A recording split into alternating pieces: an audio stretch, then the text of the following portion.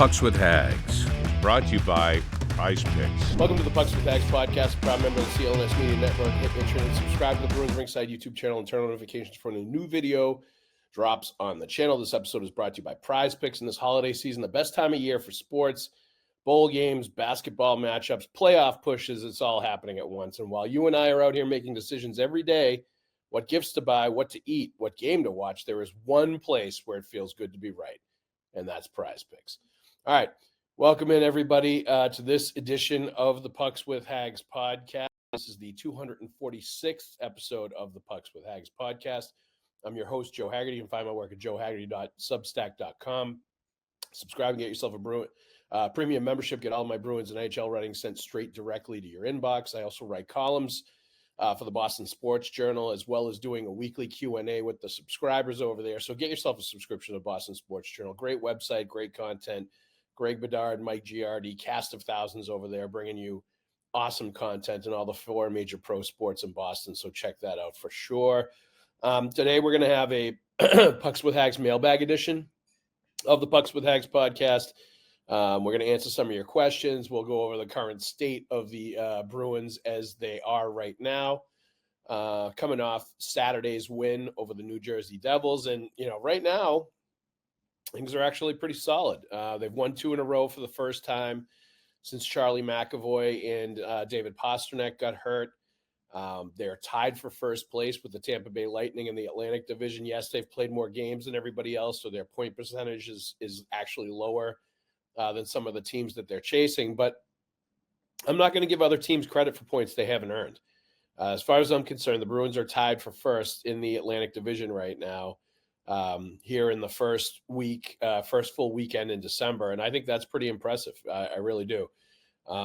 Given the injuries, given the modest expectations for this team coming into the year, given all that stuff, I think you have to be impressed with where they are. And it was interesting to hear Marco Sturm talk about the system and talk about, when you have injuries, if guys are buying into the system, if the players are buying into the system that they are preaching, which is, partial neutral zone trap at times, which is man-to-man hybrid in the defensive zone.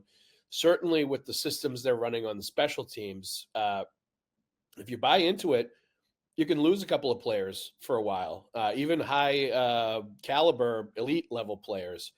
And the machine will keep running and it will keep going. And you'll continue to have success because it's based on playing a good structural defense, based on counterattacking, taking advantage of other teams' neutral zone turnovers in countering attacking to that. Not necessarily always about, playmaking and making the great plays and relying on the high skill level because, quite frankly and quite honestly, the Bruins don't have that. They have some skilled players, but certainly they rely much more, I think, on hard work, structure, and, playing good two-way hockey and getting offensive opportunities based off of that. And that's, in a nutshell, what he was talking about after the game the other night. The 4-1 game, the 4-1 win over the Devils, definitely impressive. They got goals from each of the top 3 lines. More than enough offense without having their best forward, their best offensive forward, and their best defenseman, both on the shelf. Fraser Minton getting a goal. Casey Middlestat getting a goal. Morgan Geekie, of course, he always scores, getting a goal. And really, and then Andrew Peeke at the end gets an empty netter. And it was, it was a textbook game in terms of playing the right way, playing the structure, taking advantage of a New Jersey team that had played the night before. And the Bruins really had a strong third period and a strong finishing kick to that game where they had a 2-1 lead and they scored 2 goals in the third period to really, hammer it home. And they were able to do that after Jeremy Swayman made a fantastic save on Connor Brown semi-late in the third period. It was actually a really nice play by Andre Palat. To get the defense sort of to commit to him. And then he had Connor Brown kind of on the back door a little bit on the open on the weak side. And he fed him the puck, great pass. Connor Brown gets off a pretty good shot, but doesn't get a lot of elevation on it, and Jeremy Swayman's able to spread out the pads and make the save. And I think maybe Lindholm was in there and maybe got a little piece of it as well. But that happens in a 2-1 game. Great save, and then all of a sudden, within a couple minutes after that, Casey Middlestat scores on a tic-tac-toe kind of play by the second line. Really nice chemistry and nice work by them to make it 3-1. And then Andrew Peeke gets the empty netter at the end. Really solid game. Really strong effort by the New Jersey against the New Jersey Devils, against a pretty good team.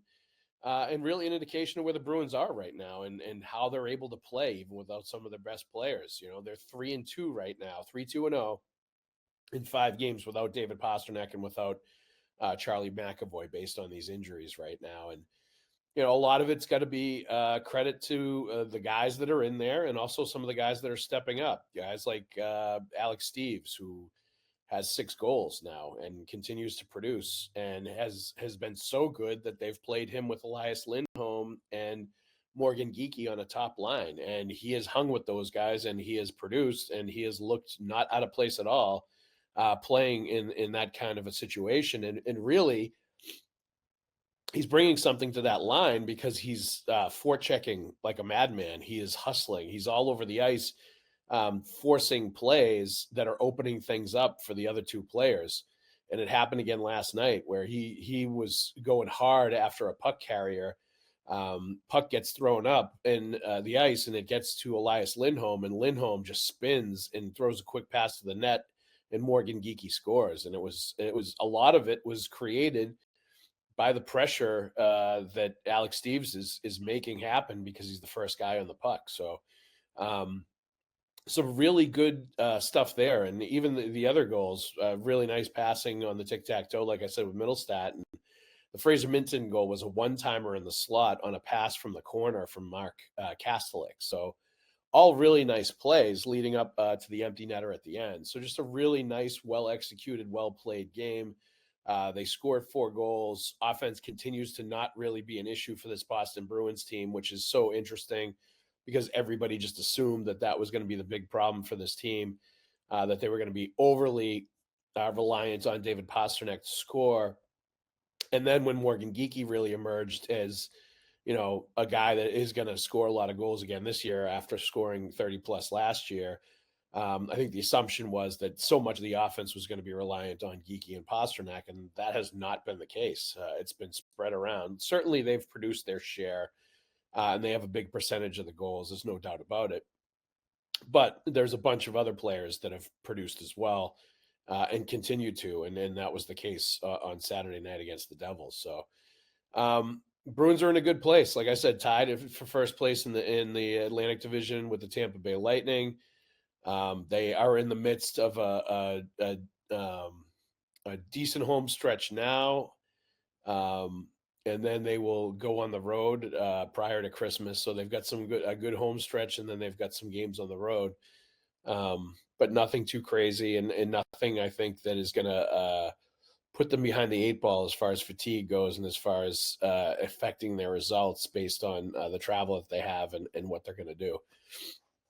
Really interesting this week to also be able to talk to Charlie McAvoy about his injury and get the details on jaw fracture, lost most of his bottom teeth, basically eating liquids right now, can't eat solid foods, has lost 20 pounds in less than a month because he really can't eat anything other than soups and ice cream and milkshakes. That's pretty rough. And protein shakes, I'm sure, too. But it gives you an idea of just the price that's getting paid there and how much it's going to take for him to get back based on the weight that he's lost and sort of the conditioning and the energy levels and all that stuff that need to come back. And he's not going to be able to eat solid food for 6 weeks from the surgery, which was November 20th. So you're talking right around like Christmas or between Christmas and New Year's.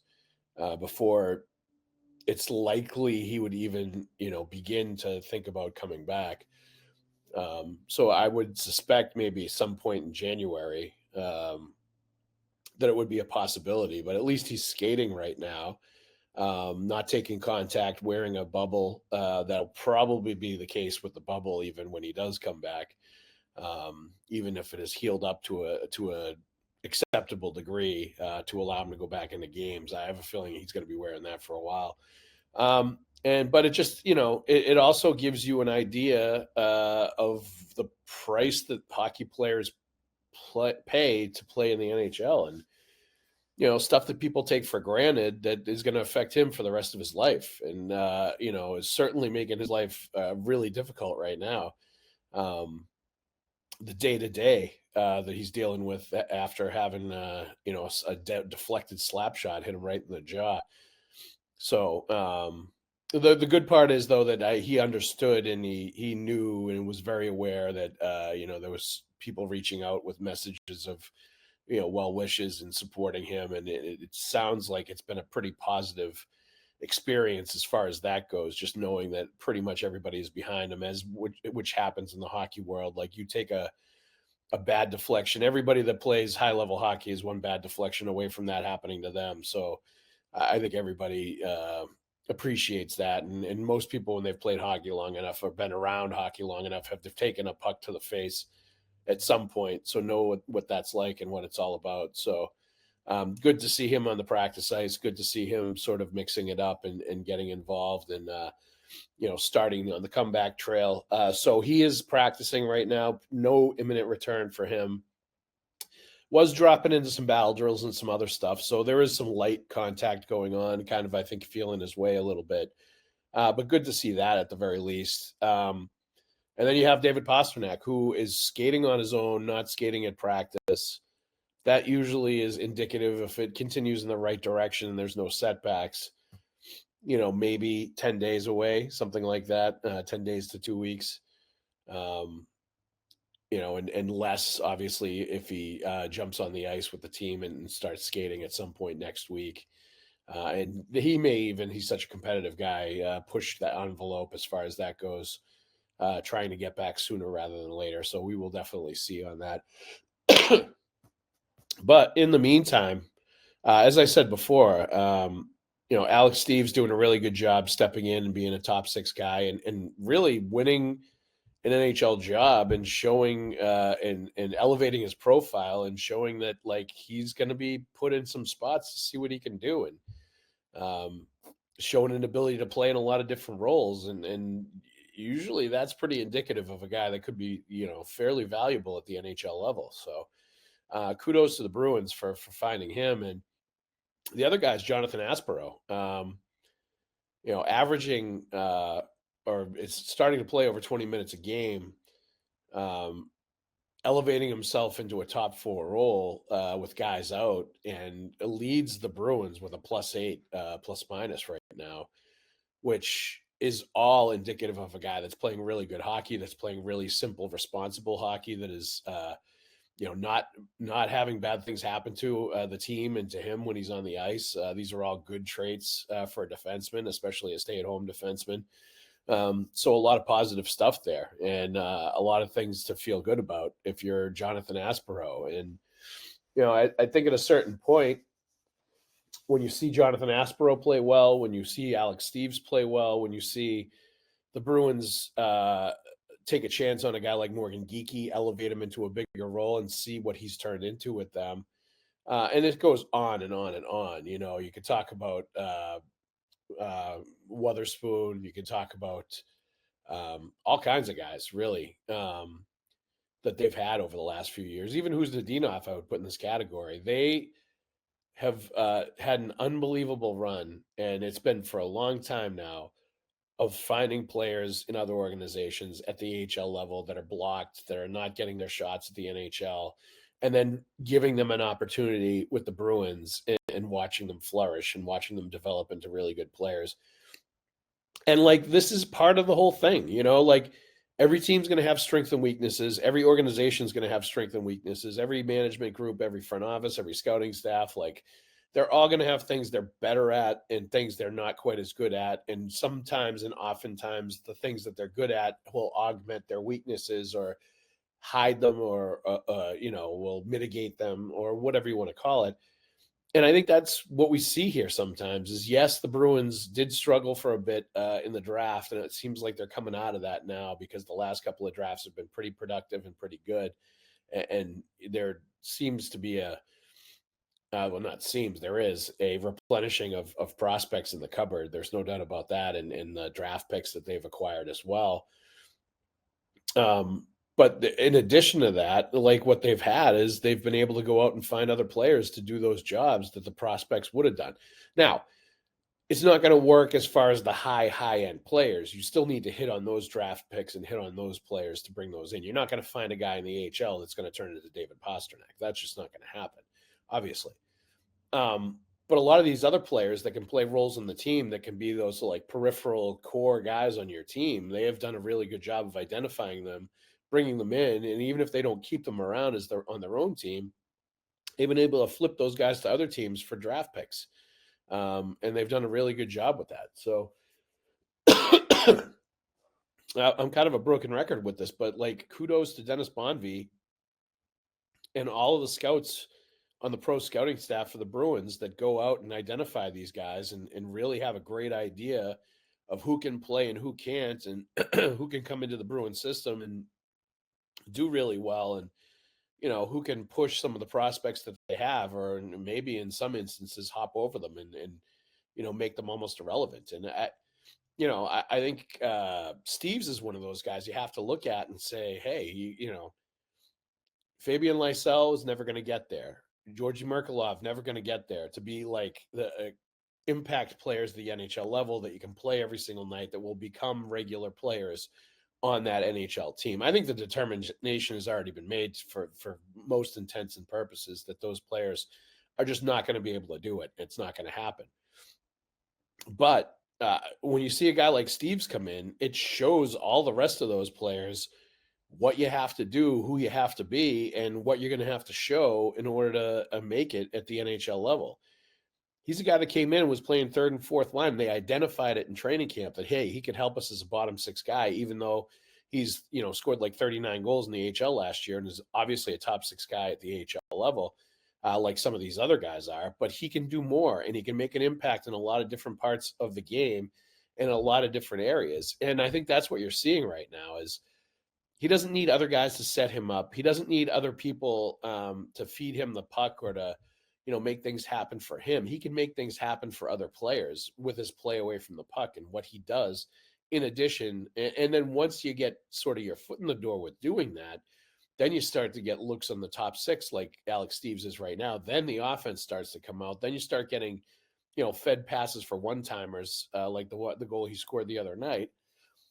And you start to see a little bit more what he can do from a skill standpoint and from an offensive standpoint. But, it's the way Brad Marchand made it to the NHL a long time ago, too. He came into the league as a fourth liner, with Gregory Campbell and Sean Thornton. And all halfway through that first year went from a fourth liner to playing with Patrice Bergeron and never looked back after that for the rest of their careers together. They're, the most iconic duo, I think, I would say in the NHL and line mates, for over a decade that they were playing together. But it started with him on the fourth line in his first year when he came up from Providence to establish himself. And, I think that's a really good lesson to these players that you've got to develop some more skills or be able to do different things. And you can't just be a one-trick pony if you want to be an NHL player. And if you want to get looks from the Boston Bruins, you have to do a lot of different things and do them well. All right. So with that in mind, we're going to get to some emails, but let's first start with talking about our friends at Prize Picks. Prize Picks is the largest daily fantasy sport platform in North America and the easiest, most exciting way to play daily fantasy sports. Join over 10 million users and get started today. Instead of battling thousands of other players, it could be pros or sharks. Simply pick more or less than 2 to 6 player stat projections, and you'll watch the winnings roll right in. It's fun and super simple. Prize Picks also offers injury reboots if one of your players leaves the game in the first half and doesn't return. Prize Picks won't count it as a loss. You can now win up to 2,000 times your money on Prize Picks. They also offer Venmo, MasterCard, and Apple Pay for quick and easy deposits into your account this sports season.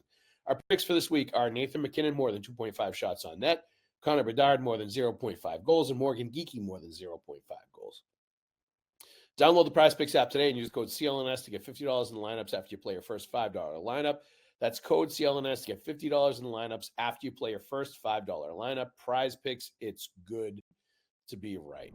Let's also let you know that you are listening to the Pucks with Haggs podcast, and we ask that you subscribe to the podcast and like and leave a review. And for those watching the show on CLNS and enjoying all this hockey talk, go ahead and hit that like button and subscribe to the Bruins Ringside YouTube channel, where you can find our show and a lot of other great Bruins content with fellow Bruins talkers like Conor Ryan and Marinofski. There's also the CLNS Media Network and Celtics All Access on CLNS, the NBA History Channel, Patriots Press Pass, and the Bruins Ringside YouTube channel as well. Also, please make sure to turn on your notifications so you know the exact instant, the very instant a new Pucks with Haggs podcast video drops on the interwebs. All right. Let's get back into the show, the really big show. And let's answer some emails from the readers. This is from SJM1613. Is it me, or does Minton give off Bergeron vibes? I know that sounds crazy comparing him to a first ballot Hall of Famer, but he just always seems to be in the right spot, do the right thing, hustle, sneaky, physical. There was a play on the other night where he lost the puck in the O-zone, battled from behind to win the puck back, and create a scoring chance. Made me think of Bergeron. I don't think you're crazy. I think Mick has made that comparison a few times. I think there are some things that definitely, like, he does that are just smart plays, cerebral plays, hustling plays, good two-way player, and certainly pays attention to the 200-foot game and the play away from the puck. Great penalty killer. Like, there's a lot of different stuff. Body type is kind of maybe a little similar, although I would say Fraser Minton's a little bigger than Patrice Bergeron was, taller anyway. More of a big body. I do think there's some parallels or some, things that might make you say, there's a little similarity there. There's something going on there. There's a little bit of that for sure. But I continue to think, and I think the Bruins were right in drawing the parallel between him and Charlie Coyle. I think he's much more Charlie Coyle-esque, who I think was underrated in a lot of those different categories than Patrice Bergeron. I don't think he's going to get to the offensive level that Patrice Bergeron was able to get to, the 30-goal plateau, the 30 goals, 60 points kind of area. That he was able to get to at his best, the dangerous player he was from the slot in the bumper position, and being a first-line center in the NHL for a long time. I'm not a Selke Award winner. I'm not quite sure he's going to be able to get to that level. I think, right now he's going to establish himself as a third-line guy and see where it goes from there, and I think his numbers will start to get a little bit better offensively, but, he may never be more than 15 to 20 goals, 40 to 55 points, kind of where Charlie Coyle settled offensively for most of the years of his career, while also being a penalty killer, a big body, a lot of things that he can do. I just see that as more of a apt comparison and an apt parallel than Bergeron. But I think whether you're talking about Charlie Coyle or whether you're talking about Bergeron, you're talking about a guy in Fraser Minton that's reminding you of very good NHL players that were in Boston for a long time, that had great careers, that will contribute and did contribute to teams that made it all the way to the Stanley Cup final and were winning teams. Those are good things. I don't think anybody has any doubt whatsoever that Fraser Minton is going to be an excellent Bruin for a long period of time, and will get better offensively, will get better all around as he gains that experience level, as he gets a little more comfortable and more confident in what he's doing at the NHL level. I think all that stuff is going to happen. So, at this point, you've got to give the Bruins a lot of credit and give Don Sweeney a lot of credit for recognizing that talent and making sure he was included in that Brandon Carlo deal. That's looking like a very good trade for the Boston Bruins right now, based on the way Carlo has played in Toronto, and it hasn't really worked out for him there, and B, based on the way Fraser Minton looks and the bright future that he has in Boston. So that's definitely a big consideration. The other thing is, if you're the Toronto Maple Leafs, it's got to be driving you crazy to watch Fraser Minton and Alex Steeves, guys that were toiling for you with the Toronto Marlies and couldn't crack your NHL lineup contribute for a Bruins team that's above the Toronto Maple Leafs in the standings, yet they couldn't find the time of day for these players that were in their own organization until they were traded out.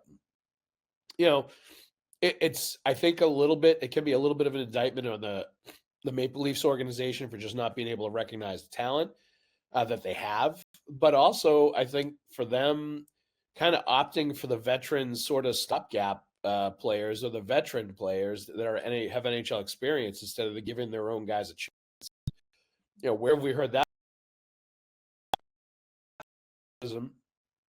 that has been levied a lot at the Bruins for doing that is actually not as big a criticism as you think, or as valid a criticism as you think, because their prospects were never going to be good enough to really make an impact at the NHL level. And a true team, a true organization that was holding guys back in the AHL that should have been in the NHL, perhaps, is the Toronto Maple Leafs, because based on the way these guys are playing now in Boston, it looks to be that way. So it would be nice, I guess, from a Bruins perspective, to feel like Toronto was getting that long look and getting that impatience from their fans, or that reputation of not treating their prospects well, or not developing them well enough, that seems to always be cast towards the Boston Bruins. I'm just saying, like, it sure seems to me like the Maple Leafs are a bigger issue with that right now than the Bruins are. They're drafting better because they are churning out these players. There's no doubt about that. But I'm talking about the actual development part of it, which is also very important. All right, and that leads into this question from KJ Forbes 77. Hi, Joe. For all our Bees fans' anger with the lack of effective drafting over Don Sweeney's tenure, I think it's important that we give him and his pro scouting staff a lot of credit for filling up holes and getting the most out of players he acquires, finds, or picks up off the scrap heap. The obvious ones this year are Morgan Geekie, a grand slam, and now Alex Steeves, but feel like they have usually found effective players to plug in over the years, trading for Zaka for another effective find in Eric Holla, all the way down to role players like Tim Schaller, Dan Paille, way long ago. I don't know if we can give them credit for Dan Paille. Parker Weatherspoon, or even undrafted free agents like Kevin Miller. Torrey Krug, as an undrafted free agent, would also qualify as a grand slam, no doubt. Seeing Aspero Steeves holding their own in the latest stretch is another example of this organization's ability to find effective players outside of high-money free agents or the draft. Not excusing some poor drafts, I'm as frustrated as anyone, but since we slammed Sweeney for poor drafts and some free agent misses, I'd like to balance the commentary a little bit. Yeah, I think that's fair. And I think that's right and correct. And I definitely think that you need, and I spoke about this earlier, you need to be able to credit the Bruins for what they're doing well and the strengths that are obviously, mitigating or, staving off some of the weak areas. And it's an undoubtable strength that they have players that they can bring in and essentially flip them for draft picks or turn them into cheap, cap hits that will do a really good job for them in certain situations, or be able to play if they get injuries like Aspero right now. And it seems like continually, every single year, there's a player or two that they bring in like this, and you watch them in training camp or you watch them early in the season, and you're like, who is this guy and where did he come from? Because he can play. I didn't feel that way about Alex Steeves in training camp because I didn't think he was at his best. But obviously the Bruins really liked him because they talked about being able to use him in a bunch of different roles. But then he got up to the NHL level, when injuries happened and he finally got his ability to play some games and show what he could do, it was very noticeable how smart he is, how much he hustles, how physical he is. Like, he's a big, strong guy. And how that plays into his ability to create offense and make things happen as well, and how he can play with just about anybody because of the way he plays. And people will like playing with him because of the way he plays. He will do a lot of the dirty work for a line and a lot of the stuff that, doesn't always end up with him on the score sheet, but helps the other guys get there, as it's happened in the last few games. And then Aspero's another one. He's the one I noticed in training camp, and I was watching him, and I saw him play really physical, really good first passes, decent enough skill level to be able to do the job, and was, on defense. And so where does this guy come from? Who is he? Because it was noticeable that he could play. And you watched him in training camp and in the preseason, and you said, this guy is going to be able to play NHL games for them, no doubt about it. So to be able to identify those kind of players and bring them in and know who's going to play and who can't and on other people's teams and who should get a shot and who's going to be able to step up with his injuries and all that, that's like an incredible skill for their NHL scouting staff to have. And they consistently get it done. So they deserve a lot of credit for that, even as, yes, the Bruins need to start drafting a lot better. And I think did last year. And I think the last couple of years have been decent. And now we'll